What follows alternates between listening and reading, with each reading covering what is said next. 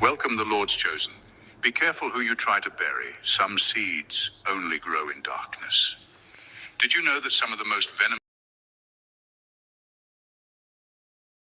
because even poison knows value when it sees it? Listen, it's funny how the very people who tried to break you are now checking your stories, lurking on your progress, praying you slip. While the same spiritual forces they tried to weaponize against you are now forced to watch over you because your calling is too dangerous to fail. The truth is, you're so anointed that even the devil knows better than to mess with your assignment. They thought they could take you out, but now they're living in regret, watching the glow up they swore would never happen. And the best part, you didn't even need to clap back. God did it for you while you were busy healing, building, and minding your business with your bonnet on. Stay here, because what I'm about to share will make you understand why your survival isn't just survival, it's prophecy, and their regret is part of it. Number one, they didn't realize they were training their own replacement. They didn't realize they were training their own replacement. They thought they were controlling you, micromanaging your every move, throwing shade, gatekeeping opportunities, all while thinking you needed them to become somebody.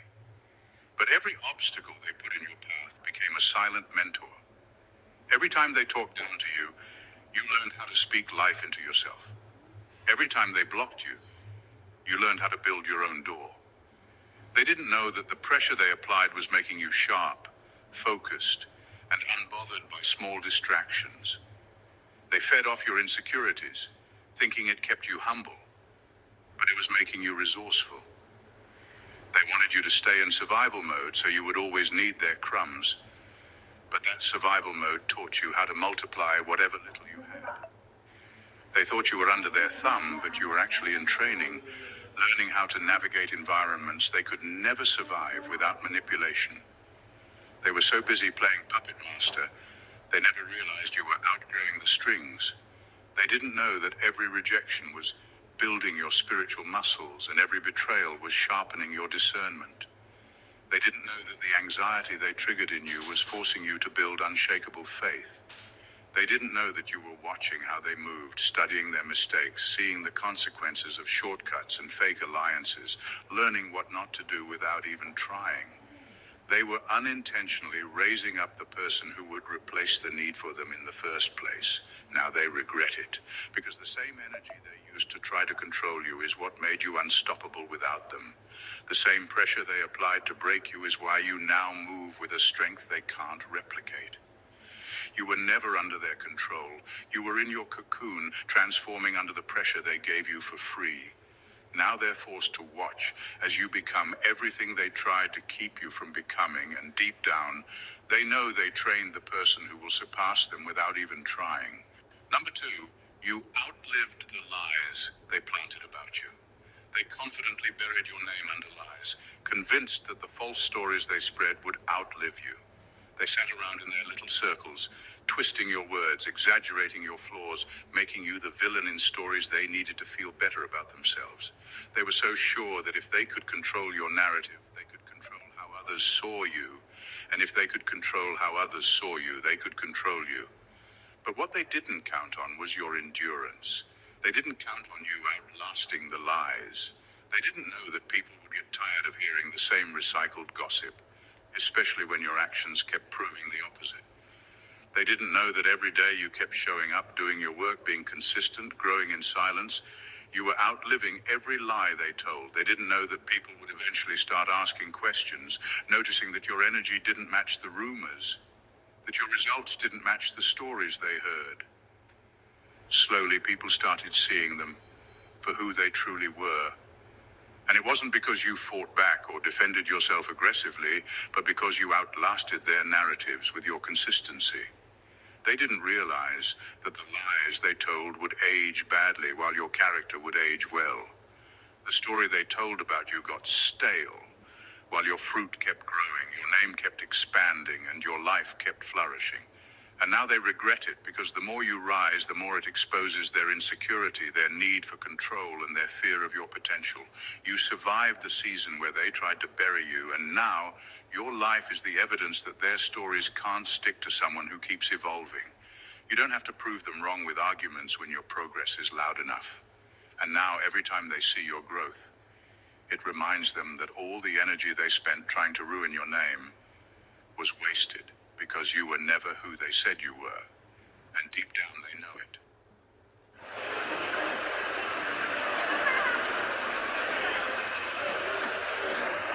Because you were never who they said you were. And deep down they know it. Number 3. Your consistency became their exposure. They relied on your downfall to justify how they treated you. They needed you to fail so they could feel right about the disrespect, the fake support, the gossip, the silent competitions they had in their heads that you didn't even know existed. They needed your life to crumble so they could say, "See, I told you they weren't that special." They thought your struggle would validate the way they dismissed you, ignored you, or tried to shrink you, but you kept showing up. You kept moving forward, even if it was slow, even if it was behind closed doors, even if it was with tears in your eyes. Your consistency became their exposure. Every time you kept going, you exposed how small-minded they really were. They thought you would quit, but you stayed consistent, and it showed how inconsistent they were with their own dreams. They said you'd never get back up, but you did, and it showed how quickly they give up when things get hard for them. They said you were fake, but your fruits proved otherwise while they struggled to produce anything real. Every step you took forward highlighted how stuck they were, how bitter they were, and how unwilling they were to grow. Your consistency became the mirror they couldn't avoid, the reminder that their limitations were choices, not curses. They used to laugh about you, and now they can't even mention your name without feeling exposed by their own lack of follow-through. They can't stand that you didn't give up, that you didn't break, that you kept evolving. They can't stand that you found peace without them, that you found opportunities without their permission, that you created your own lane while they were busy monitoring your failures that never came.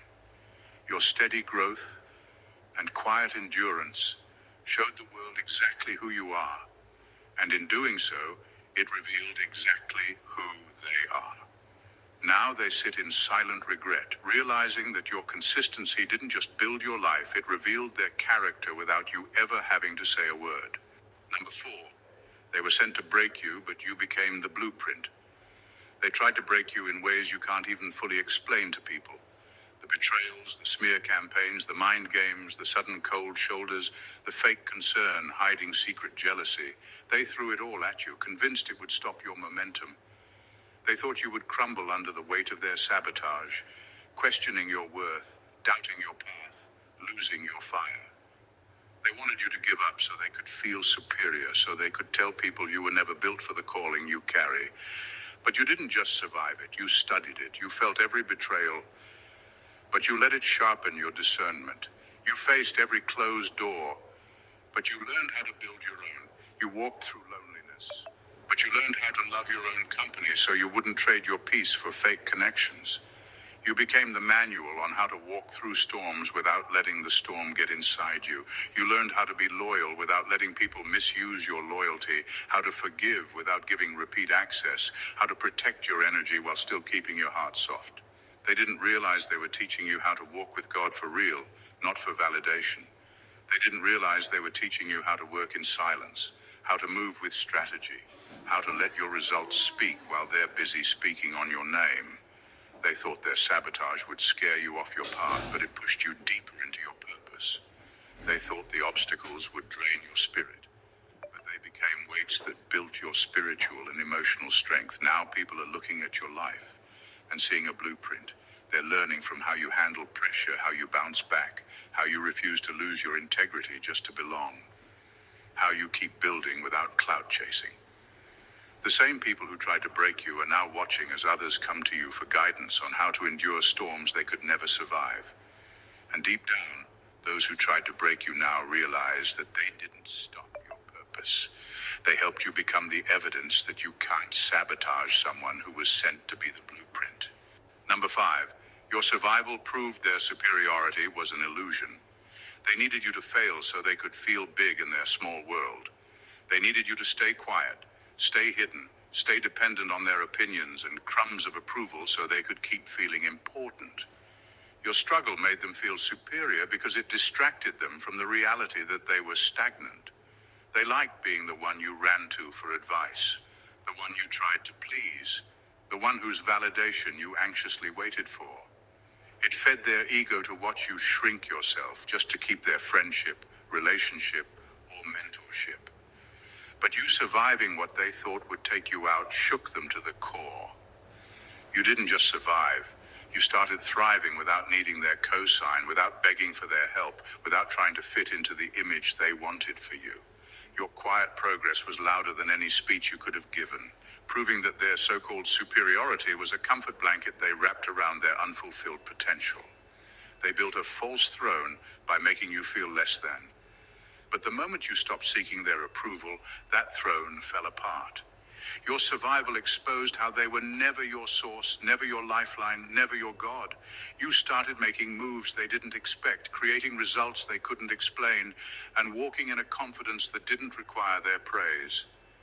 Your growth highlighted how small their world was, how loud their opinions were, but how empty their actions were. They used to talk about you like you were fragile, but now they don't even know how to approach you because your energy has shifted. You're no longer the person who needs their acceptance, and that reality exposes them every time they see you thriving without them. They needed you weak, but your strength ruined the power trip they built for themselves. Now they're left with nothing but the reminder that your survival and success were never dependent on them. And deep down, they know their control was an illusion you no longer believe in.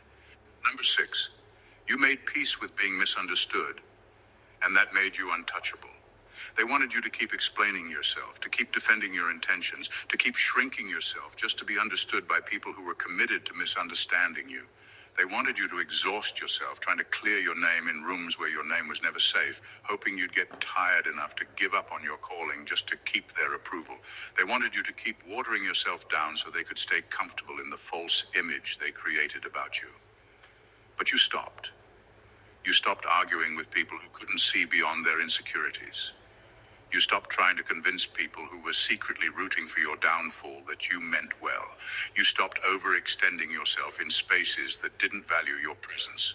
You made peace with being misunderstood, and that was the day you became untouchable. Because the moment you let go of needing people to see you correctly, you took your power back. You freed yourself from the emotional chains that kept you in cycles of over-explaining and people-pleasing. You stopped giving access to people who used your vulnerability as ammunition. You realized that your calling doesn't need to be validated by those who have no vision for themselves. Your assignment isn't up for a vote, and you no longer live to be chosen by people who never intended to understand you in the first place. That freedom became your shield. It blocked the manipulation tactics they once used to keep you under control. It protected your mind from the opinions that once left you doubting yourself. It kept your spirit clean from the bitterness they wanted you to develop. 老师，100块美金可不可以做外汇？当然可以，只要看懂3根 K 棒就够了。It kept your spirit clean from the bitterness they wanted you to develop. You started moving in silence, not because you were hiding, but because you were focused. You started building with confidence, not arrogance, but with the assurance that your alignment was enough. And now, the same people who once had power over your emotions can't touch you. Your peace with being misunderstood exposed how desperate they were to control your narrative and how free you became once you stopped caring. You don't need to be understood to keep rising, and that's what makes you untouchable. Number 7, they didn't want you to heal because your healing invalidated their excuses. They didn't want you to heal because your healing would mean they'd lose the version of you that made them feel better about their own stuckness. They liked you broken because your brokenness made their excuses look justified. As long as you were hurting, they didn't have to look at the ways they were avoiding growth. As long as you stayed wounded, they could hide behind the narrative that it's too hard to change while pointing at your pain as proof that transformation isn't possible. They didn't want you to find your voice, your confidence, your peace. They didn't want you to learn boundaries, to find joy, to regain hope. They wanted you to stay in cycles, repeating the same stories of pain, betrayal, and confusion, because it made them feel less alone in their own self-sabotage. They wanted to keep playing savior in your life, offering pity and half-baked advice so they could feel needed, while never actually wanting to see you free. But you chose to heal anyway. You chose therapy, you chose prayer, you chose uncomfortable growth, you chose silence over chaos. You chose to leave environments that kept you small, and you chose to take accountability for your part in your healing. You decided to stop bleeding on people who didn't cut you. You decided to outgrow the story that this is just how I am. You chose transformation, and that choice became a mirror they couldn't avoid. Now your healing forces them to confront the fact that they could change if they really wanted to.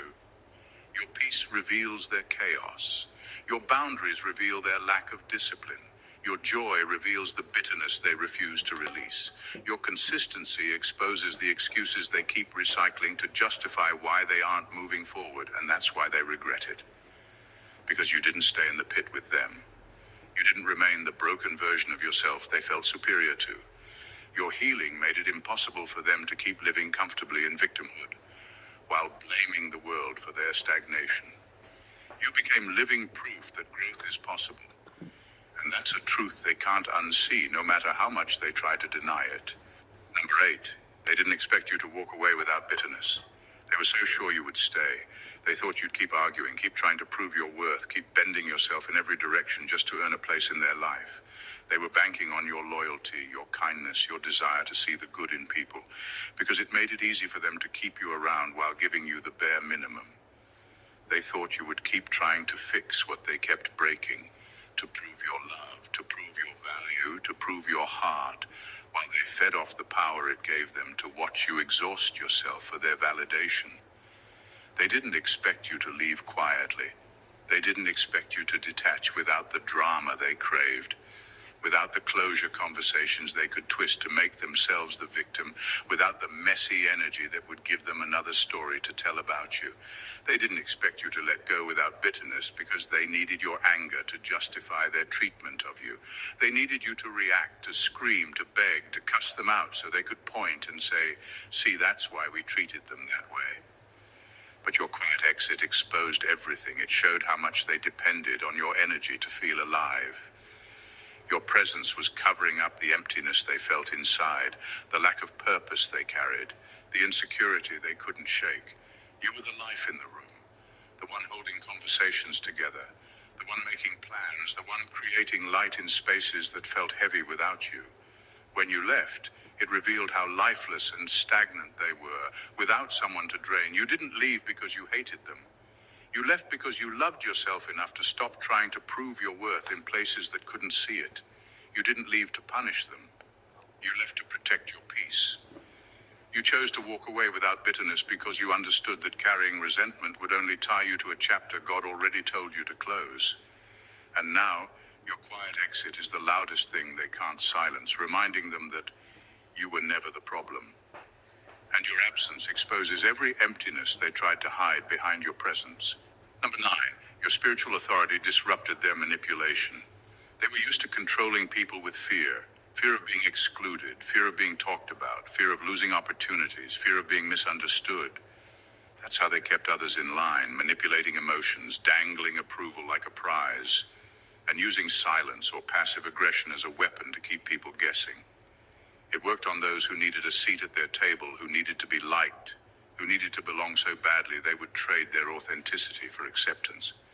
But it didn't work on you. Your alignment with your source removed you from their control completely. You weren't desperate for their praise because you understood your worth didn't depend on it. You weren't afraid of losing their support because you knew God was your provider, not them.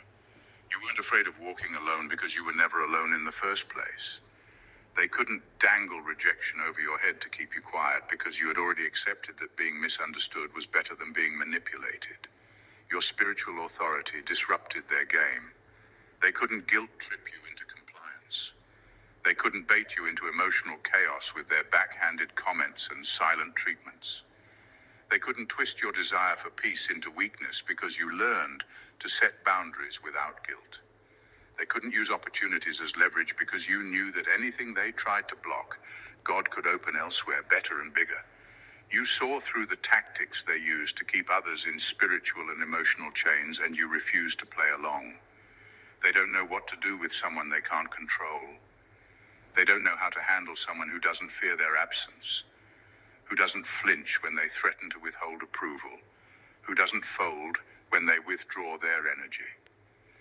Your alignment with your purpose made you immune to the manipulation they built their influence on, and it exposed the weakness in the power they thought they had. Now, your presence is a reminder to them that true authority doesn't come from controlling people, but from mastering yourself. Your spiritual authority dismantled their illusion of power, and your refusal to bow to manipulation left them powerless in the game they created for others to lose. 轻松学习线上英文。在学校学美语回来，但不知道他到底懂是不懂。有个英文课程好像可以用平板学啊。Your refusal to bow to manipulation left them powerless in the game they created for others to lose. Number 10. They laughed at your struggles, then had to watch you win. They laughed when you were down. They snickered when you failed, whispered about your mistakes, and threw shade at your efforts, treating your setbacks like cheap entertainment to distract themselves from their own unfulfilled lives. Your struggles made them feel better about their lack of courage. Your failed attempts were their proof that dreams don't work, and your delays were their comfort because it justified why they never tried in the first place. They counted you out and made sure you knew it, throwing subtle jabs and fake concern that dripped with hidden pleasure every time you hit a low point. But you didn't stay down. You didn't let their laughter kill your drive. You didn't allow their mockery to silence your calling or your commitment to becoming who you knew you were meant to be. You kept getting back up, working in silence, growing in private, learning from every setback while they were too busy laughing to notice you were building endurance. You stayed obedient to your purpose, even when it hurt, even when it looked foolish, even when it seemed like nothing was changing. And then it shifted. The same stages of your life where they once pointed and laughed became the same stages they now watch, unable to deny your growth. Your small beginnings turned into undeniable progress. The efforts they once mocked turned into evidence of your consistency and faith. Your wins became loud reminders of their mediocrity, of the dreams they abandoned, of the talents they buried under fear and laziness. Your resilience exposed their comfort in staying average while calling it realistic. They had to watch you win, not just in one area, but in places they said you'd never succeed, in areas they mocked, in dreams they said were unrealistic for someone like you. Now they watch in silence, replaying every moment they laughed, realizing your obedience to your calling was never a joke. People to stay who showed you they weren't for you. You stopped shrinking to keep a seat at tables that fed your insecurities. You stopped tolerating disrespect just to avoid conflict. You became willing to lose opportunities that required you to betray yourself. You became willing to lose relationships that drained your spirit. You became willing to let go of the image you built if it meant keeping your authenticity. And that's when their power ended. Because they can't steal what you're willing to let go of. They can't threaten you with rejection when you're no longer afraid to walk away. They can't use silence as punishment when your peace is found in solitude. They can't manipulate your fear of loss when you've already made peace with letting go of anything that costs your sanity or your alignment with God. Your detachment became your deliverance, stripping them of every weapon they thought they could use to keep you under control. They don't know what to do with you now. The tactics that used to send you spiraling don't move you anymore. The silent treatments that once made you anxious now give you clarity. The threats of leaving you don't shake you because you know who you are without them. The fake opportunities that required your silence don't tempt you because you refuse to sell your soul for access. Your willingness to let go made you untouchable, and now their manipulation has nowhere to land. You're free. And they're left with the reality that the only power they had over you was the power you gave them while trying to hold on to what was never meant to stay. Number 14. Even their attacks were used to upgrade your anointing. They thought their attacks would destroy you, that the lies, the betrayal, the setups, the isolation would be the end of your story. They tried to curse your name in rooms you didn't even know they were speaking about you, thinking their words would stick and shut doors in your face. They moved in the shadows, hoping to drain your spirit, to make you question your worth, to silence your calling, and to push you into bitterness that would poison your purpose. What they didn't know was that every attack became fuel for your elevation. Every lie they told made you dig deeper for truth, making your discernment sharper. Every betrayal you faced pushed you to trust God in ways you never had to before, building unshakable faith that they could never access. Every time they tried to block you, God rerouted you to better. And in the process, you learned how to navigate spiritual warfare while maintaining your peace. Their attempts to curse you forced you to grow in areas you didn't know you needed strength. You learned to stand alone without bitterness, to keep your heart clean while moving in wisdom, to maintain your softness while becoming unbreakable. The rejection they tried to use to humiliate you became redirection that aligned you with divine timing. The heartbreak they hoped would break you became the healing that made you whole. The pressure they applied became the tool God used to refine your anointing, unlocking realms of favor, clarity, and authority that they can't access, because their hearts aren't pure enough to handle the weight. Now, you are a living contradiction to their intentions, a testimony that what was meant for evil was flipped for your good. Your life is proof that you can't curse what God has blessed, and no attack can stop what is divinely ordained. They can't understand how you're still standing, still glowing, still growing, still moving forward with joy.